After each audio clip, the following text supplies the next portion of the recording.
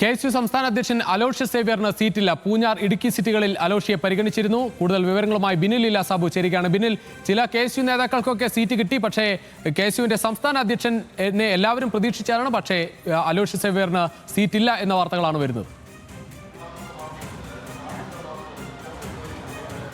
രുചീഷ്, നമുക്ക് ഈ കഴിഞ്ഞ കാലങ്ങളിൽ തെരഞ്ഞെടുപ്പ് പരിശോധിച്ചാൽ എല്ലാ KSU അധ്യക്ഷന്മാരും മത്സരിച്ചിട്ടുണ്ട്. കഴിഞ്ഞ തവണ മത്സരിച്ചത് KM അഭിജിത്താണ്. അതിന് മുൻപാണെങ്കിൽ VS ജോയി ആണ്. അതിനു മുൻപ് ഷാഫി പറമ്പിൽ. ഇവരെല്ലാവരും KSU സംസ്ഥാന പ്രസിഡന്റ് ആയിരുന്നപ്പോൾ നിയമസഭാ തെരഞ്ഞെടുപ്പിൽ മത്സരിച്ചിട്ടുണ്ട്. ആദ്യമായാണ് KSU സംസ്ഥാന അധ്യക്ഷന് സീറ്റ് ലഭിക്കാതെ വരുന്നത്. അലോഷ്യസ് സേവ്യർ ആദ്യം ആവശ്യപ്പെട്ടത് പീരുമേട് സീറ്റാണ്. പക്ഷേ അവിടെ പ്രാദേശിക വികാരം എതിരായിരുന്നു. അതിനുശേഷം പരിഗണിച്ചത് 2 സീറ്റുകളിലാണ്. ഒന്ന് ഇടുക്കിയാണ്, മറ്റൊന്ന് പൂഞ്ഞാറാണ്. പൂഞ്ഞാറ് കഴിഞ്ഞ ദിവസം പോസ്റ്റർ വരെ വന്നു. കെട്ടിയിറക്കുന്ന സ്ഥാനാർത്ഥിയെ വേണ്ട എന്നാണ് അലോഷ്യസ് സേവ്യറിന്റെ ചിത്രം വെച്ചുള്ള പോസ്റ്റർ വന്നത്.